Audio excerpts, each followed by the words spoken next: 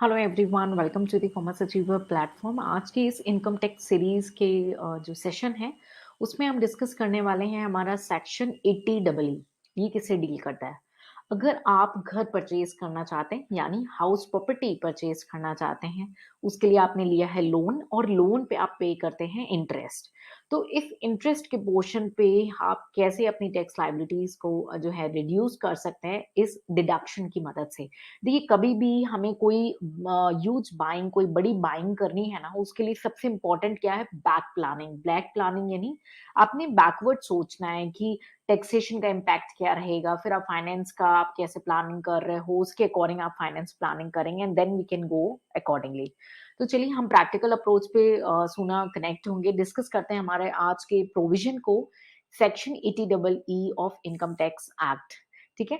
तो ये केवल और केवल बेनिफिट ले सकते हैं इंडिविजुअल एसएससी, यानी कि एचयूएफ, एओपी, बीओवाई कंपनी या कोई और एसएससी हो तो उनको इसका बेनिफिट नहीं मिलने वाला है। केवल इंडिविजुअल एसएससी को ये बेनिफिट मिलेगा। एक्ट में हमारे रेसिडेंट और नॉन रेसिडेंट के बारे में कुछ स्पेसिफिकली मेंशन नहीं किया गया है, यानी कि हमारा एक्ट इस पॉइंट पे साइलेंट है। तो हम ओवरऑल ले सकते हैं कि एलिजिबल जो एसएससी है वो ओवरऑल इंडिविजुअल एसएससी हैं जो इस जो डिडक्शन का बेनिफिट ले सकते हैं। कंडीशन क्या होगी? आपको क्या कंडीशन पूरी करनी होगी? एक तो जब आप ये घर लेने जा रहे हैं और इस घर के प्रति आपने जो लोन लेने का डिसीजन लिया है, आपके पास कोई और घर नहीं होना चाहिए। यस, रेसिडेंशियल की प्रॉपर्टी की बात कर रही हूँ, कमर्शियल की नहीं। यहाँ पे आपके पास कोई और रेसिडेंशियल हाउस नहीं होना चाहिए जिस तारीख को, जिस डेट को आपने लोन सैंक्शन करा रहे हैं। ठीक है? तो पहला जो कंडीशन है कि SSC should not own any residential house on the date of sanction of loan. दूसरा कंडीशन है कि जिस पे आप लोन ले रहे हैं, ठीक है, तो जो लोन की वैल्यू है, ठीक है, वो 35 लाख रुपीज या उससे कम की होनी चाहिए। यानी 35 लाख या उससे कम की वैल्यू का ही लोन आप अप्लाई कर रहे हो। नेक्स्ट जो कंडीशन है, थर्ड कंडीशन, जो हाउस की वैल्यू है वो 50 लाख या उससे कम की होनी चाहिए, ठीक है, उससे ज्यादा की नहीं। हाँ, तो 50 लाख या उससे कम के हाउस में भी आप 35 लाख तक के लोन के लिए अप्लाई कर रहे हो। और सबसे इम्पोर्टेंट कंडीशन ये है कि जो लोन आपका सैंक्शन होना चाहिए वो प्रीवियस ईयर 2016-17 में होना चाहिए। तो अब आप सोच रहे होंगे इसके बारे में अब जान के क्या करें। तो बहुत सारे ऐसे एसएससीज हैं जिन्होंने लोन उस दौरान में सैंक्शन कराया लेकिन डिडक्शन का बेनिफिट नहीं ले रहे, या उनके डिडक्शंस का बेनिफिट उन्हें आने वाले 20 सालों तक मिल सकता है। तो ये उनके लिए कंटिन्यूअस प्रोसेस में अवेलेबल होगा, बट लोन जो है वो सैंक्शन होना चाहिए प्रीवियस ईयर 2016 और 17 में, यानी कि 1 अप्रैल 2016 के बाद से लेकर के 31 मार्च 2017 तक, यानी 1 अप्रैल 2016 एंड अबव से लेकर के 31 मार्च 2017 के बीच में आपका लोन जो है सैंक्शन हो जाना चाहिए, ठीक है। उसके बाद जो लोन आपका सैंक्शन हो वो फाइनेंशियल इंस्टीट्यूशन करे या हाउसिंग फाइनेंस कंपनी कर सकती है। डोंट वरी, आपकी लैंग्वेज में ये फाइनेंशियल इंस्टीट्यूशन में कौन आता है या हाउसिंग फाइनेंस में कौन आता है, हम इसे भी डिस्कस करेंगे। तो ये 5 कंडीशन आपको अपनी टिप पे रखनी है। पहला, आपको कोई और रेसिडेंशियल हाउस आपके नाम पे नहीं होना चाहिए किस दिन, जिस दिन आपने लोन सैंक्शन करा रहे हैं। दूसरा, प्रॉपर्टी की वैल्यू 50 लाख या उससे कम होनी चाहिए। लोन की वैल्यू 35 लाख और उससे कम होनी चाहिए, यानी इक्वल टू और लेस देन दोनों हो सकता है। लोन जो हो वो आपका सैंक्शन हो जाना चाहिए प्रीवियस ईयर 16-17 में, और आपका जो लोन सैंक्शन है वो फाइनेंशियल इंस्टीट्यूशन या किसी हाउसिंग फाइनेंस कंपनी के द्वारा सैंक्शन होना चाहिए। तो ये हमारे 5 इंपॉर्टेंट कंडीशंस हैं, ठीक है, जो आपको फुलफिल करने हैं इस डिडक्शन का बेनिफिट लेने के लिए। तो नेक्स्ट है कि बेनिफिट जो है इस डिडक्शन के अंदर, हम जो इनकम टैक्स का ये डिडक्शन है, ये बेनिफिट हम कितना ले पाएंगे, हमें जो है ये देखना है ड्यूरेशन। हम लोन ले रहे हैं, मे बी आपने लोन लिया है 15 साल के लिए या 20 साल के लिए, तो आपका जो ये डिडक्शन का बेनिफिट है वो आपको जब तक आपका लोन का रीपेमेंट नहीं हो जाता तब तक कंटिन्यू रहेगा। यस, चाहे आपने 10 साल के लिए लोन लिया हो, 15 साल के लिए लिया हो या 20 साल के लिए लिया हो।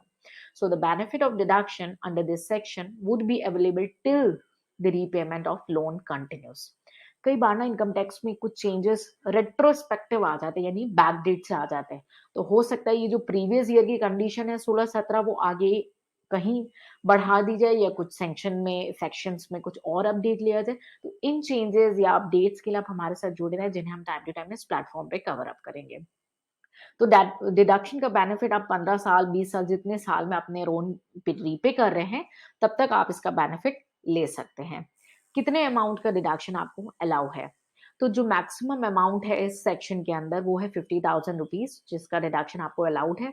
और हमारा एक सेक्शन है सेक्शन 24, जहाँ पे हम डिस्कस करते हैं income from house property.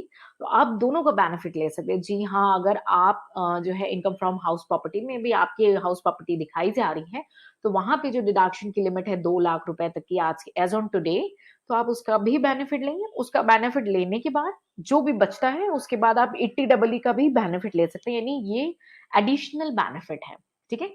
So the maximum deduction allowable is rupees 50,000. The deduction is of up to rupees 50,000 under section 80EE is over and above the deduction of up to rupees 2 lakh available under section 24 for interest paid in respect of loan borrowed for acquisition of self-occupied property. ठीक है? तो हमें income from house property में section 24 का भी benefit मिलेगा। अब हम डिस्कस करेंगे हमारे जो टर्म थे फाइनेंशियल इंस्टीट्यूशन। फाइनेंशियल इंस्टीट्यूशन क्या है? यानी कि a banking company to which a banking regulation act applies, यानी जो बैंक्स हैं जिन पे बैंकिंग रेगुलेशन एक्ट अप्लाई होता है। एनी बैंक और banking institution refer to the section 51 of the banking regulation act 1949 और अ हाउसिंग फाइनेंस कंपनी। तो ये 3 कैटेगरीज है फाइनेंशियल इंस्टीट्यूशन के अंदर। हाउसिंग फाइनेंस कंपनी क्या होती है? अ पब्लिक कंपनी, ध्यान दीजिएगा, अ पब्लिक कंपनी फॉर्म्स और registered in India with the main object of carrying on the business of providing long term finance for construction और purchase of houses in India for residential purposes. ठीक है, तो residential purposes के लिए ये company बनी है। तो ये फाइनेंशियल इंस्टीट्यूशन और हाउसिंग फाइनेंस कंपनी के बारे में हमने ऑलरेडी डिस्कस किया कि जो एसएससीज हैं केवल इंडिविजुअल एसएससीज को उसका बेनिफिट मिलेगा, यानी एचयूएफ, एओपी, कंपनी या किसी अदर एसएससीज या टैक्स पेयर को उसका बेनिफिट नहीं मिलने वाला है। ठीक है, उसके बाद हमने ये भी डिस्कस किया कि ये जो एक्ट है आपका रेसिडेंशियल स्टेटस के बारे में साइलेंट है, तो ये सेक्शन जो है ये नहीं बताता कि किसको बेनिफिट मिल रहा है। देयरफॉर ये कंक्लूड किया जाता है कि रेसिडेंट हो या नॉन रेसिडेंट इंडियन हो, दोनों ही इस सेक्शन का बेनिफिट ले सकते हैं, यानी सेक्शन 24 के बाद सेक्शन 80EE का भी बेनिफिट ले सकते हैं, प्रोवाइडेड आपने सारी कंडीशंस फुलफिल की हो।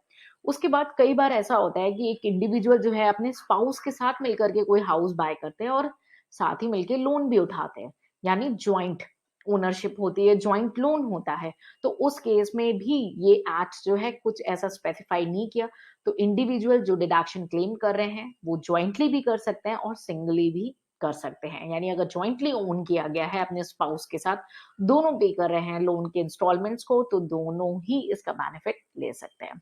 तो देखिए हमने ना थ्योरी इनकम टैक्स के लिए सबसे बेस्ट पार्ट क्या है, आपके थ्योरेटिकल पॉइंट्स जो हैं काफी स्ट्रांग होने चाहिए, काफी क्लियर होने चाहिए, आपको प्रोविजंस क्लियर होने चाहिए। इनकम टैक्स की इस कंप्लीट सीरीज में मेरी पूरी कोशिश यही रहने वाली है कि ये जो प्रोविजंस पे आपकी कमांड है वो स्ट्रांग हो। उसके बाद हम प्रैक्टिकल क्वेश्चंस भी करते हैं जो प्रैक्टिकल लाइफ से एप्लीकेबल होते हैं। आप एक प्रैक्टिकल लाइफ को अंडरस्टैंड कर सकते हैं, उसे प्रैक्टिकल लाइफ से कनेक्ट कर सकते हैं कि आप कैसे जो किसी एक इंडिविजुअल एसएससी है उसका अगर उसने हाउस बाय करना है तो कैसे आप प्लान बना सकते हैं, कैसे आप रोड मैप बना सकते हैं ताकि आप उसे कम से कम टैक्स पे करना पड़े। क्लियर? तो इसे हम फाइनेंशियल प्लानिंग के अंदर भी इंक्लूड करते हैं। सो सेक्शन 80EE और 24B of income from house property के बीच का डिफरेंस एक बार ब्रीफ देख लेते हैं। सेक्शन 24B में 2 लाख का डिडक्शन आपको अलाउड है अगर आप सेल्फ ऑक्यूपाइड प्रॉपर्टी के लिए जाते हैं, और एंटायर इंटरेस्ट जो है डिडक्टेबल होता है अगर आप लेट आउट प्रॉपर्टी पे होते हैं। यहीं पे सेक्शन 80EE जो है वो एडिशनल डिडक्शन है 50,000 का, जो कि यूज कर सकते हैं लेकिन after completing the limit of section 24, यानी कि 2 लाख पूरा खर्च करने के बाद आप इसका बेनिफिट ले सकते हैं। उसके बाद जो ये बेनिफिट है वो इंडिविजुअल एसएससी को मिल सकता है जो फर्स्ट टाइम बाय कर रहे हैं और जिन्होंने लोन लिया है और लोन उनका सैंक्शन हो गया है 1 अप्रैल 16 से 31 मार्च 17 के बीच में। कई बार एग्जेम्पशंस और ऐसे डिडक्शंस के बीच में कंपैरिजन या आपको एक कंफ्यूजन होती है। तो आप इसमें और जो है डिफरेंस ड्रॉ कर सकते हो। लाइक सेक्शन 24 बी आपका कवर्ड होता है इनकम फ्रॉम हाउस प्रॉपर्टी के अंदर। सेक्शन 80 डबल आपका चैप्टर 6A का पार्ट है।